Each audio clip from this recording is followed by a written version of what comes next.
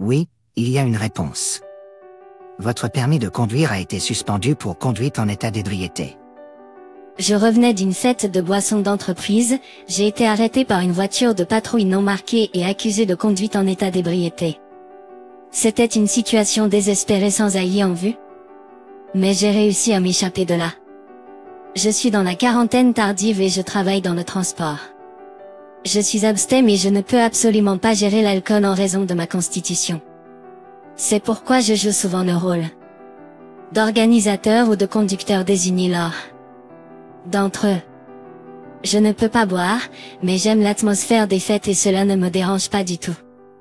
Aujourd'hui, c'était une grande fête de boissons pour la première fois en un moment, et c'était amusant.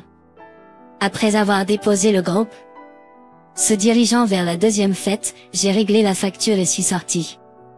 Juste au moment où j'allais entrer dans ma voiture, mon téléphone a sonné.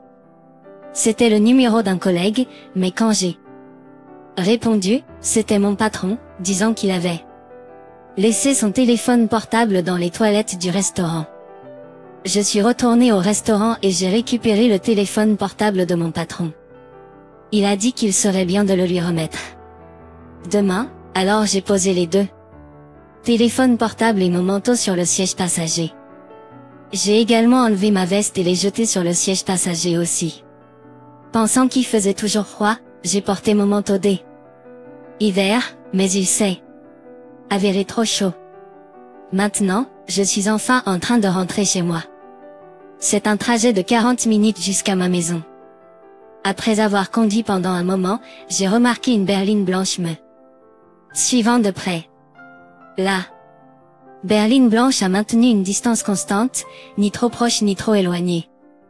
J'ai traversé le centre-ville, passé par des zones résidentielles, alors que les champs et les fermes ont commencé à augmenter, je suis entré dans une route rurale.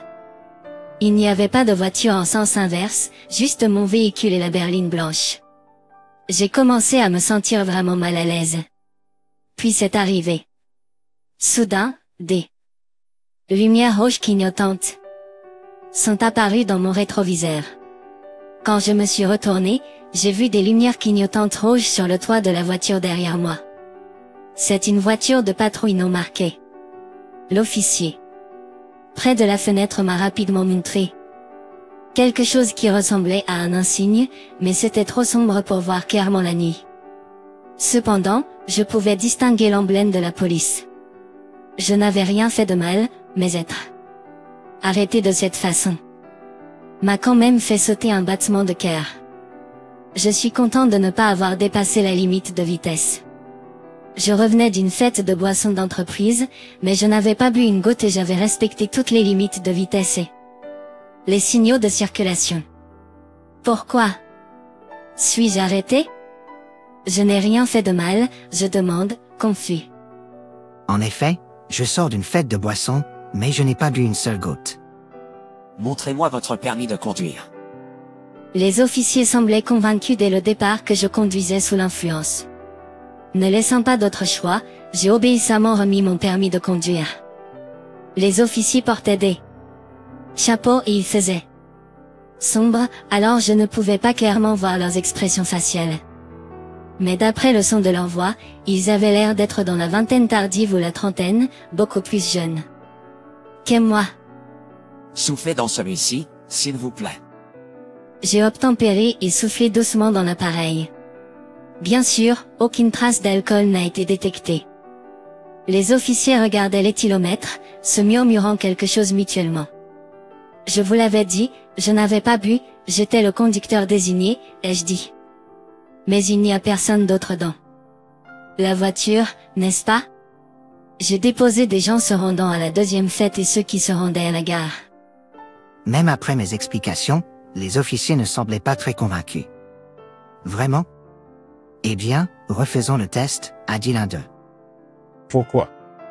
Ça n'a rien montré la première fois. L'éthylomètre semble défectueux. S'il vous plaît, soufflez dedans à nouveau.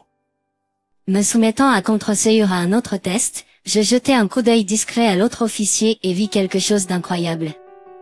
Il essuyait l'éthylomètre avec un désinfectant à base d'alcool. En haine. est pas censé utiliser de désinfectant à base d'alcool sur les éthylomètres. L'alcool du désinfectant peut provoquer une réaction. À chuter, quelque chose ne va pas avec ces officiers. Excusez-moi, puis-je me moucher d'abord? Je fais semblant de chercher un mouchoir, feignant d'atteindre un mouchoir, et actionne mon téléphone sans que les officiers ne s'en aperçoivent. J'ai réussi à appuyer sur le bouton d'enregistrement. Désolé de vous avoir fait attendre, je l'ai trouvé ici. Maintenant, soufflez dedans. D'accord. Avec un mauvais pressentiment, je soufflais dans l'appareil. L'appareil a été vite enlevé. On ne me l'a pas montré à l'écran, mais il semblait réagir légèrement, peut-être en raison de l'exposition antérieure à l'alcool du désinfectant. Les officiers hochèrent la tête l'un vers l'autre. Oui, il y a une réaction, ont-ils dit. Mais je n'ai rien bu du tout. Si c'est maintenant que ça réagit, c'est parce que vous avez utilisé de l'alcool du désinfectant plus tôt. Non, ce n'est pas le cas. Alors, veuillez refaire le test. Je n'ai pas bu une goutte d'alcool, insistai-je.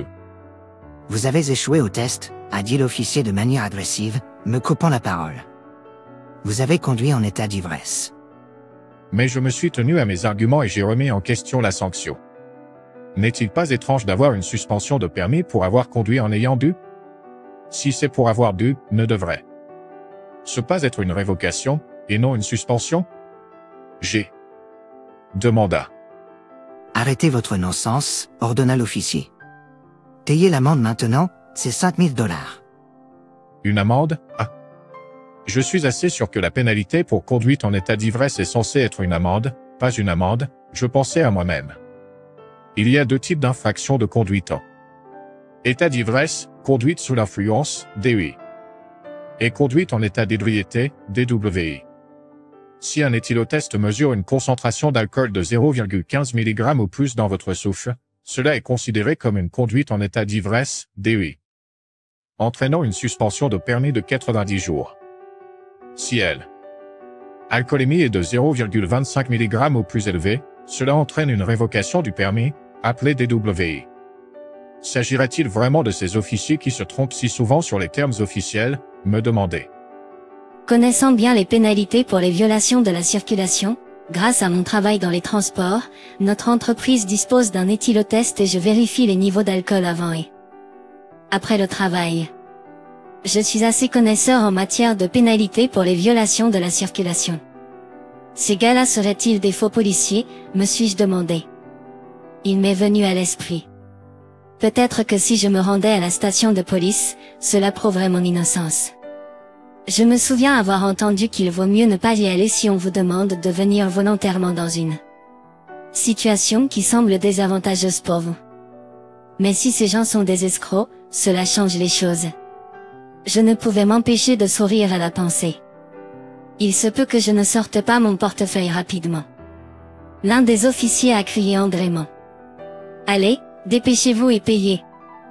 Ne défiez pas la police. Nous vous arrêterons pour entrave à elle. Accomplissement de vos devoirs, il a menacé. D'accord, allons-y alors. À la station de police. Je ne fuis pas ou ne me cache pas.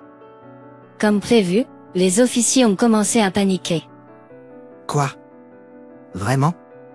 Êtes-vous sûr? Payez ceci et nous vous laisserons partir. Il a dit, en faisant un signe de l'argent avec ses doigts. En effet, en exigeant de l'argent comptant sur place comme ça, ce sont sûrement de faux policiers. Je n'ai jamais entendu parler de frais ou de pénalités payées en espèces sur place. Je n'ai pas ce genre d'argent sur moi. Je veux dire, qui porte autant d'argent liquide? J'ai demandé. Retirez-le simplement d'un guichet automatique. Je n'ai pas pu m'empêcher de rire aux éclats.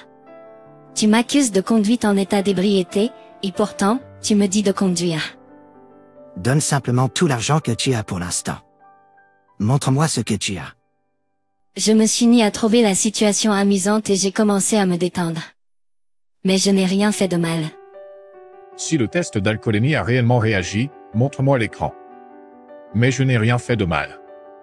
Si le test d'alcoolémie a réellement réagi, montre-moi l'écran. Nous l'avons déjà éteint.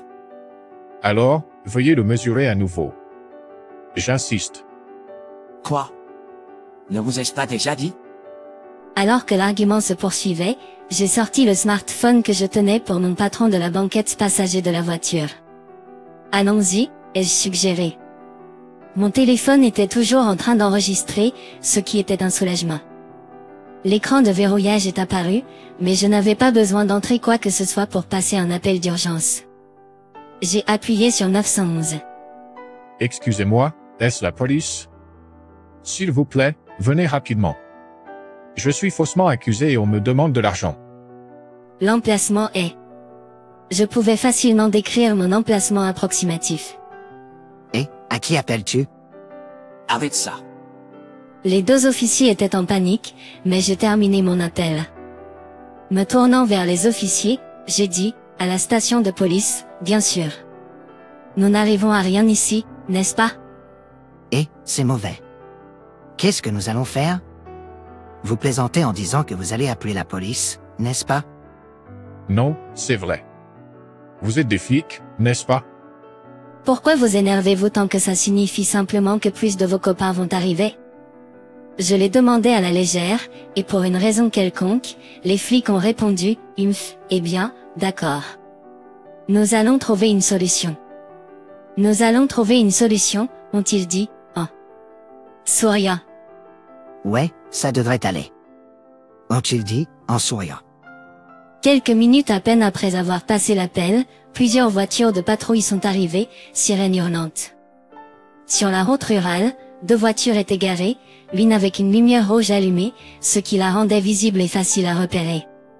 Bon travail, tout le monde. Deux jeunes officiers ont salué les autres policiers alors qu'ils émergeaient un par un. Nous avons reçu un appel, mais pourquoi êtes-vous ici? Qu'est-ce qui se passe? Des vrais flics. Je pensais qu'ils étaient faux, mais il s'avère qu'ils sont peut-être vraiment de vrais flics. Ouais, bien sûr. Je t'ai montré mon insigne il y a un moment. Alors que je restais là, abasourdi, les jeunes officiers sont devenus plus affirmatifs. Nous allons vraiment vous arrêter pour entrave à l'exercice des fonctions. Ils m'ont menacé de concert, mais je suis resté ferme. Ce n'est pas une preuve.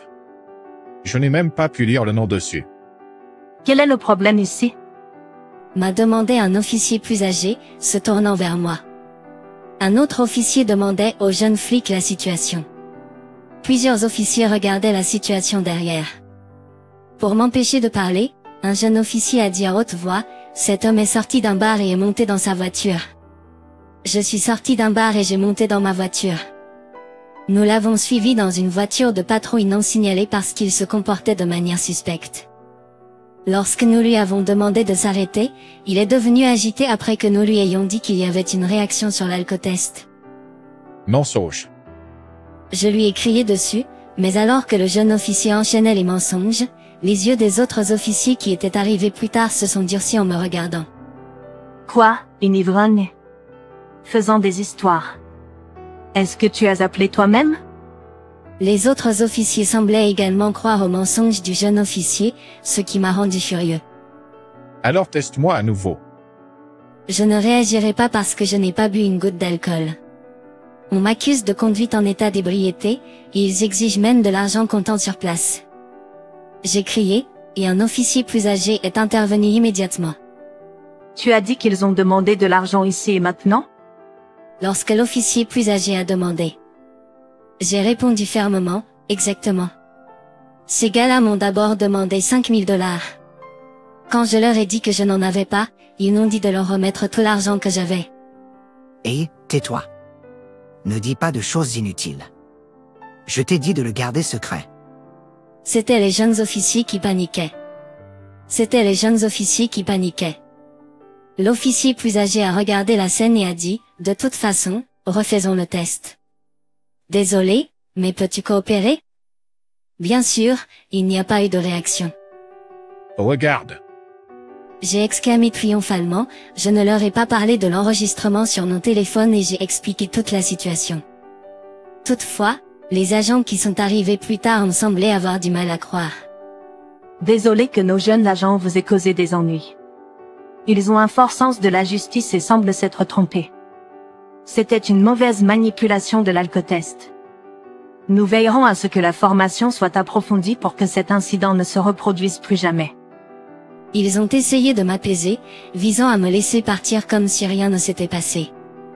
Les jeunes agents sont restés moroses. Mais je bouillais toujours de colère. J'ai exigé des excuses de la part de ces deux agents. J'ai dit cela et j'ai sorti mon téléphone, qui enregistrait depuis le début. Bien que la vidéo ne montrait rien, en augmentant le volume, la situation est devenue audible. Tu as enregistré une vidéo? C'est mesquin. A crié l'un des jeunes agents, mais j'ai parlé clairement, qui est le plus mesquin ici? Vous êtes censés être de vrais flics, et pourtant vous avez demandé de l'argent. Et vous qui êtes arrivés. Plus tard, vous avez douté de moi au début, n'est-ce pas? Pensant que je mentais. Si je n'avais pas montré cette vidéo comme preuve, vous auriez essayé de balayer cette affaire sous le tapis. Je ne vais pas juste me coucher et le supporter. Je peux aller en cours pour cette accusation fausse. Je vais demander une indemnisation. Alors, les jeunes agents ont commencé à crier à leur tour, quoi? Ne nous cherche pas. Ils sont devenus trop arrogants et ont été agressifs. Au prochain moment, plusieurs des agents qui sont arrivés plus tard ont retenu les jeunes flics, leur bâillonnant la bouche. Nous sommes profondément désolés pour ce qui s'est passé. Nous vous contacterons plus tard à propos de cette affaire. Leur attitude avait complètement changé par rapport à avant. Le vieil officier, s'inclinant à un angle de 90 degrés, s'est excusé et a dit, pour l'instant, nous aimerions connaître les détails de votre part. Nous viendrons certainement nous excuser plus tard, alors s'il vous plaît, gardez cette affaire confidentielle. Surpris par le brusque changement de leur comportement, j'ai répondu, d'accord. Je m'attends à une réponse sincère. Immédiatement, le vieil officier a ordonné, et les jeunes agents, intimidés par leurs aînés, ont été poussés à l'arrière de la voiture de patrouille, rétrécissant de taille. Une voiture de patrouille non marquée a été conduite par un autre officier, me laissant seul sur la route rurale sombre. Plus tard, mon supérieur direct et le chef adjoint sont venus à ma maison pour s'excuser. Ils ont dit, s'il vous plaît, gardez cela confidentiel, tout en me remettant une somme d'argent conséquente. Je ne divulguerai pas le montant, mais l'enveloppe aurait pu se tenir debout. D'après ce que l'on m'a dit, les jeunes officiers qui sont venus me voir avaient des pères qui étaient des hauts fonctionnaires de la police. Apparemment, ils agissaient sans entrave, sachant que leurs parents couvriraient toutes leurs malversations. Comme ils l'ont fait avec moi, ils utilisaient leur autorité de police pour inculper faussement des gens de conduite en état d'ivresse et exiger de l'argent. Cette fois, mon enregistrement vidéo a rendu la chose impossible à ignorer. Les jeunes officiers ont fait l'objet de mesures disciplinaires pour leur comportement, portant atteinte à la réputation du département. Ainsi, l'affaire a été réglée, mais elle est devenue une légende, racontée lors de chaque fête d'entreprise. Si mon patron n'avait pas oublié son téléphone ce jour-là, je serais rentré plus tôt et aurais pu éviter tout l'incident. C'est parce que le téléphone de mon patron était sur le siège passager que j'ai pu enregistrer avec mon téléphone et appeler à l'aide avec le sien.